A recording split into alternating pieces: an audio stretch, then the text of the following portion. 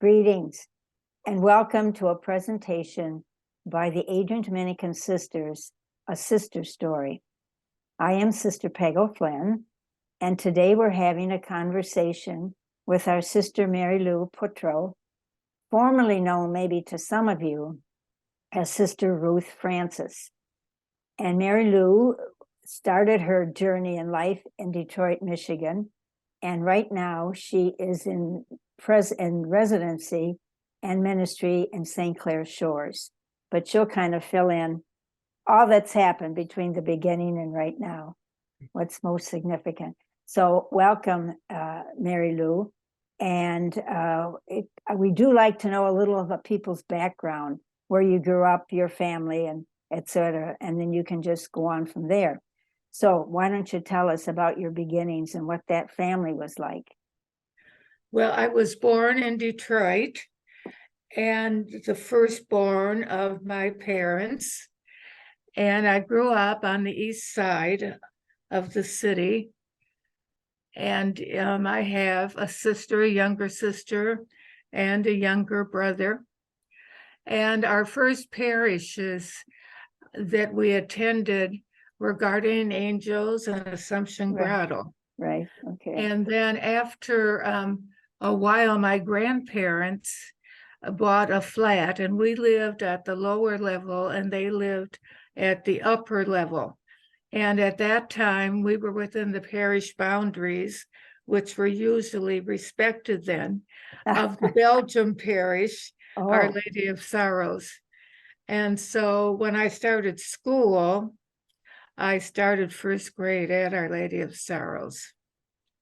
That's in Detroit. That's in Detroit. Yeah. I believe it was a second location.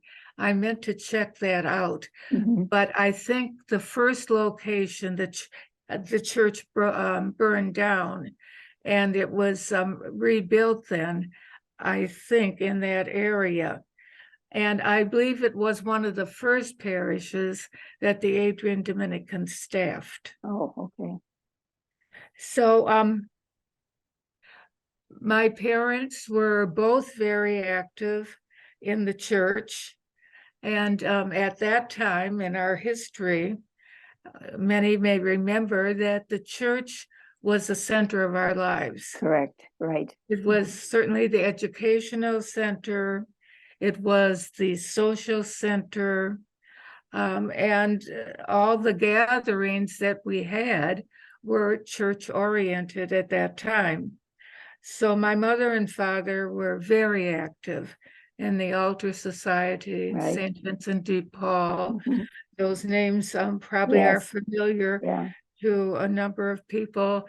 The Ladies' Sodality, all of those things. So I really spent a lot of time around church activities. And my dad was an usher, and so that brought me into liturgies when I went with him for various situations. Mm-hmm. Where did your dad work? My dad was a shipping clerk. He worked at Reliable Furniture Company downtown across from the music hall. And I visited him several times down there and was able then to explore downtown Detroit. Oh, good. Uh-huh. And then you went to high school? I went to high school at St. Anthony's. Okay. It was not my first choice, but it was the first choice of my parents. So, and it was walking distance really for me. It was just, we lived right behind East Grand Boulevard. Right. Mm-hmm. And St. Anthony's was straight down East Grand Boulevard and by Gratiot. So if I felt energetic, I would walk. Otherwise, I would take the bus. But that was a very interesting experience as I reflected on it. You know, coming from Our Lady of Sorrows, we were a small school. There were about 35, I think, in my class, and we were very close. In fact, today, there are still 3 of my classmates Wow, that wonderful. I keep contact with. And I went to St. Anthony's that had 4 freshman classes, probably maybe close to 200 freshmen. I am not sure. The School Sisters of Notre Dame were the teachers there, Mhm. and their German background and their strictness, and I think covered all in black as opposed to the Dominicans, really challenged me in terms of adjustment. Mhm. Mhm. Were you thinking of entering at that point? You know, I think that was a seed that was planted very early on, just by my associations with the church and Yeah. the parish, the school, etc. And in no way would I have ever chosen the School Sisters of Notre Dame. Okay. And that certainly was probably a juvenile decision, but I felt so much closer to the Adrian Dominicans. Mhm. Is there someone in particular that you remember from your grade school Oh, experience? there are several of them. Probably the most lively one that I remember was Lucina. Okay. And she was just an excellent teacher and really a lot of fun. Okay. Everyone loved her. And even to this day, a student has purchased a bench for the cemetery near Lucina's burial Oh, place. nice, nice. And he comes to sit there every once in a while and remembers her. Isn't that beautiful? Oh It my. is. You know, we were such a close class at that time. And that's just one example. And Yeah. I loved Anita Marie and Helen Sorich. Helen Sorich is the only one I remember. Yeah. Yeah. Yeah. Yeah. Yes. A So, delight. yeah, she was, they were just all good, pleasant teachers. Mhm. Even Mhm. today, my brother and sister credit Sister Marie Michael with being an excellent English teacher. Good, good, good. Wonderful, wonderful. Well, what was it like in your family? I mean, like when you were just at home, and did you have a close family? I think you did. Yeah. Yes, we had a close family. My grandparents owned a cottage on the Canadian side of Lake St. Clair. And as a child, I spent a lot of time there during the summers. Yeah. And that's, I think, where I cultivated a great love of the water. Good. And still today, I Right. find being around the water very relaxing, and I just enjoy it. A good friend of yours, the water. That's right. That's right. Right. And I guess one significant thing that I recall about my childhood is I was reminded that I was the first female in a couple generations. Wow. Well, that's significant. And that would be on my father's side, not my mother's side.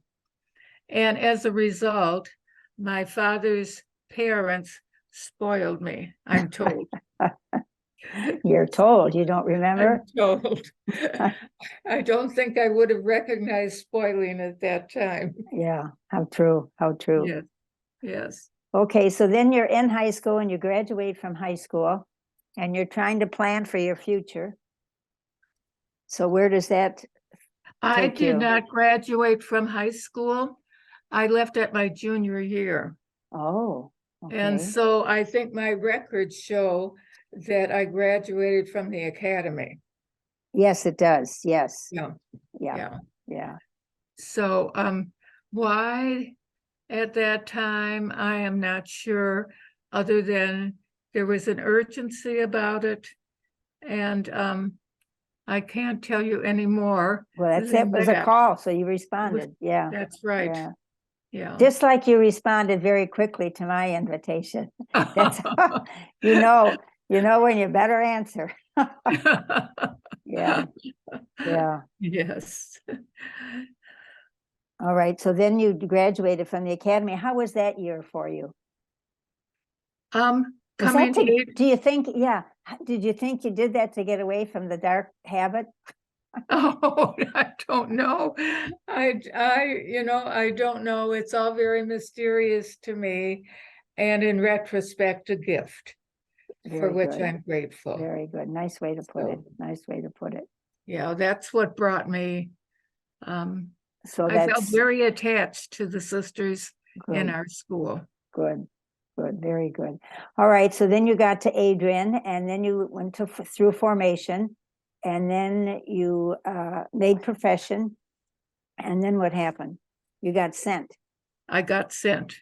I got sent to Escanaba. Oh my gosh. I know, which was in the Upper Peninsula. And I believe I was there 7 years. Oh my. And people even today ask me, well, was that hard? It was so far away and everything. And it was a small mission, wasn't it?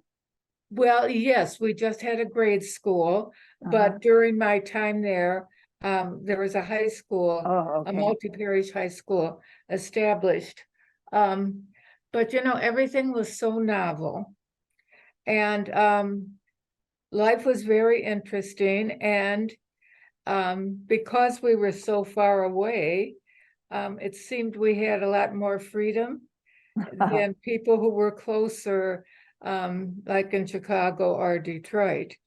And the one who kept us very lively and laughing there was Sister Carabin Joyce Banks. Oh, And oh, right. I knew her briefly. Yeah. she kept Yeah. us amused. And we used to joke.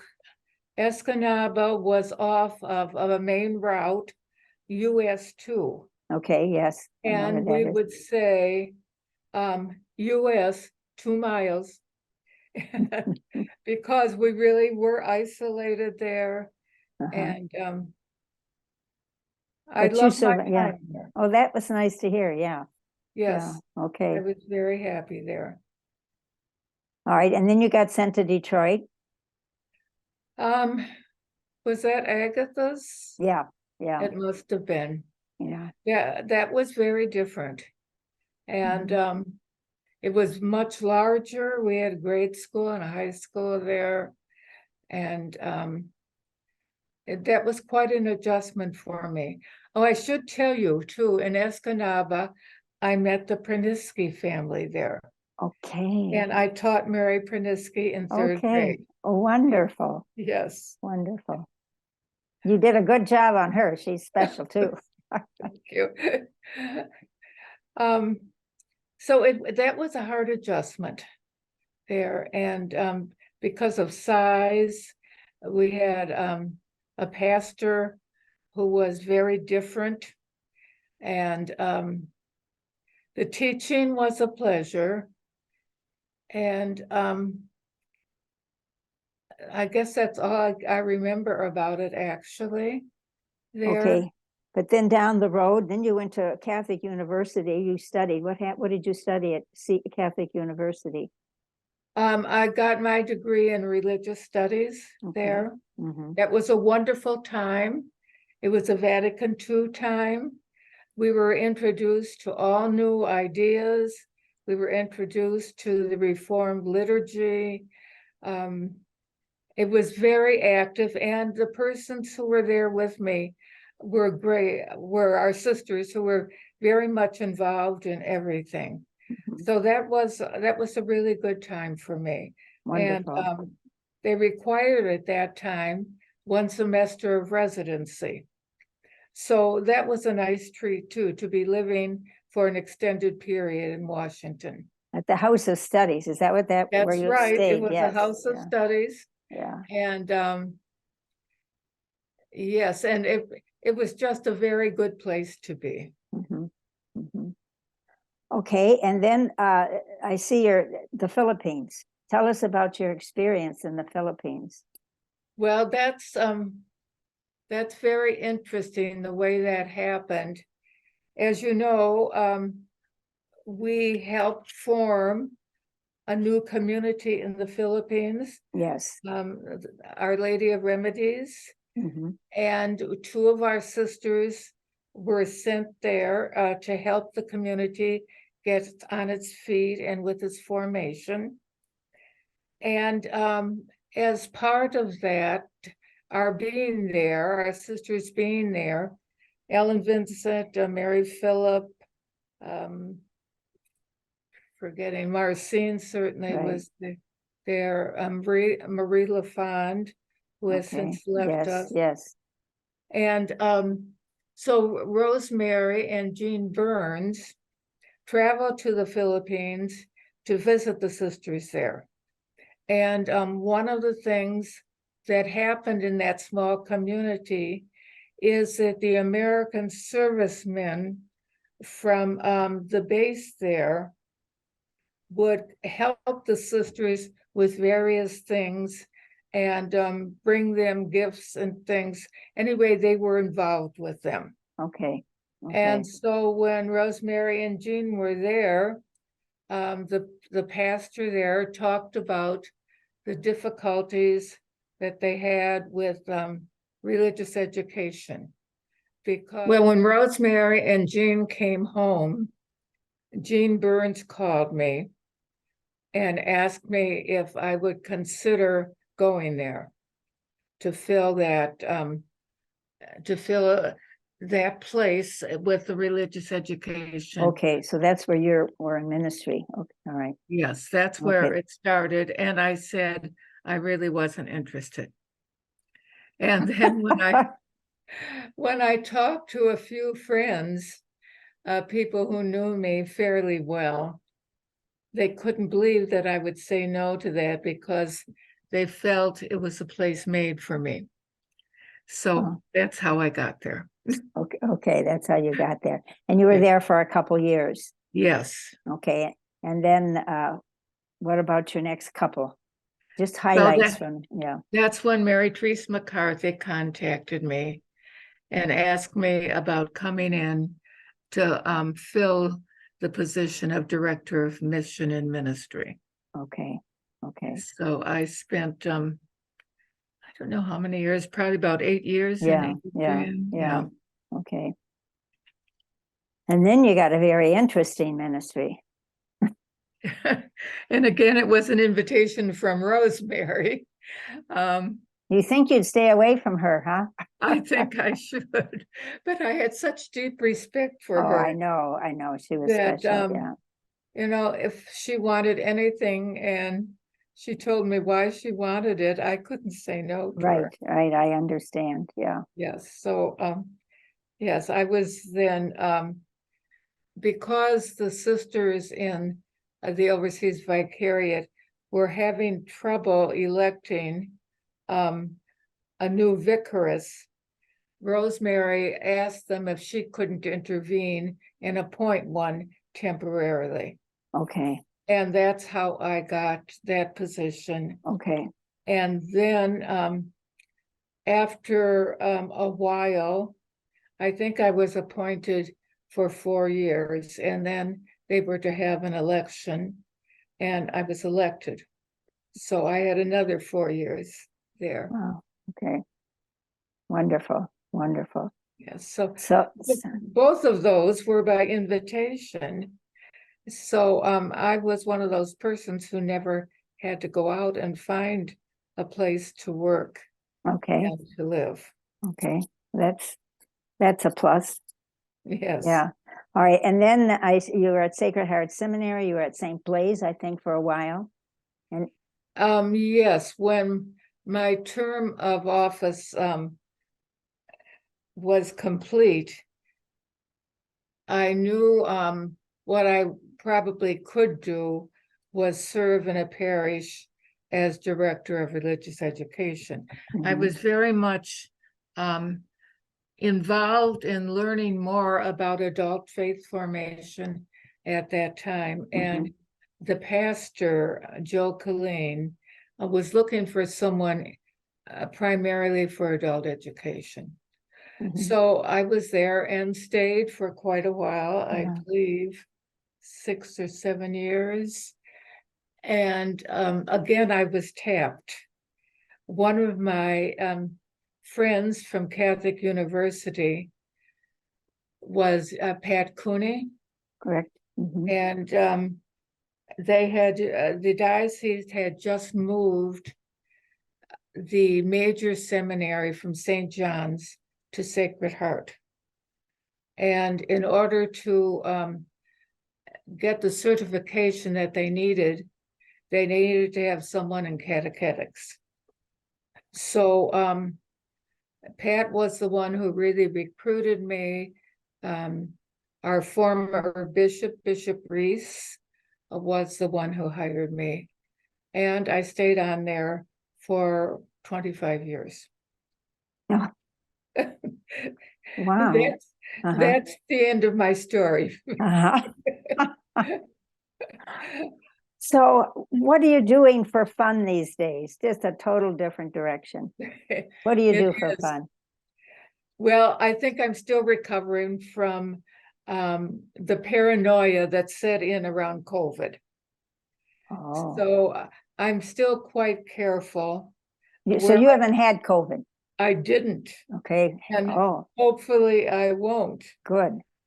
Although my one of my relatives, a nurse, keeps telling me everybody's going to get it. So yeah. Anyway, I've been blessed not to have that. So for entertainment, let me give you a little bit of background there. In this complex where I live, across the hall, I have an IHM. Wonderful. Across the courtyard, I have another IHM neighbor and an IHM associate. Wonderful. And across the street, another IHM, and out the back, a CSJ. So we have formed, in one sense, a very strong community, and we all observe very carefully and diligently the things that we needed to observe to avoid getting COVID. So during that time, we began playing Scrabble together, playing Rummikub, doing things together, celebrating birthdays and feasts. So during that time when most of us were in some form of isolation, I think our relationship deepened and was very helpful to each other during that time. So right now, for pleasure, my greatest luxury is getting the New York Times on Sunday and reading it. Wonderful. Front to back. Almost from cover to cover. Yeah. Oh my goodness. That's good. You know, looking back on your very wonderful life, is there a lesson that you learned that, very briefly, we're going to have to stop, that you could share with us, a lesson that you learned about yourself? Oh, Peg, I guess one of the things that is very strong in my thinking and my prayer is that I've been incredibly surprised by the things that have happened in my life. And they have taught me to trust beyond myself and trust that the God who has taken care of me all these years will continue to do so. Profound. So I think that would be, for me, the deepest lesson I've learned from life. Great. That would be. That's very special. Is there anything about you that you'd be surprised? Like you played golf, or you're a tennis player, or you're... I was a golfer. Yeah. Oh, you are? I didn't know I'm not anymore. My clubs are waiting to be given away. Good, okay. my walking is a bit compromised at this Yeah, point, yeah, and I know I couldn't do it anymore. good. So yes, I did do that for a while. I always enjoyed long walks. Even in my childhood, I remember walking to Belle Okay. during the summertime. We were that close where we lived. And at that time, you could walk any place you wanted to That's without right. And without be safe, worry yeah. and be safe. Yeah. Yes. Yeah. One of my friends and I used to spend a lot of time there during the summer. That's Well, one good. of the things that I'm just concluding right now, Peg, that might be of interest is Teresa Mayran contacted me and asked me to interview some of the women at St. Luke's Center. Right. And so I just finished the last interview, and those interviews are going to be published in a booklet to promote the center. Wonderful. Wonderful. That has been a very eye-opening experience. I've met some women like that at our own literacy center here on Right. the Mhm. east side, where I Yeah. still tutor. And that was a great window into the types of lives that other people have, Exactly. so different from our own. Uh-huh. Uh-huh. Profound experience for you. Yes, very much Yes. so. Yeah. And the women who were so honest. Well, we're going to have to draw this to a close, but I certainly want to express my gratitude and also the congregations for your willingness to share your history, because that's our history, and it's certainly about the mission that we are all about.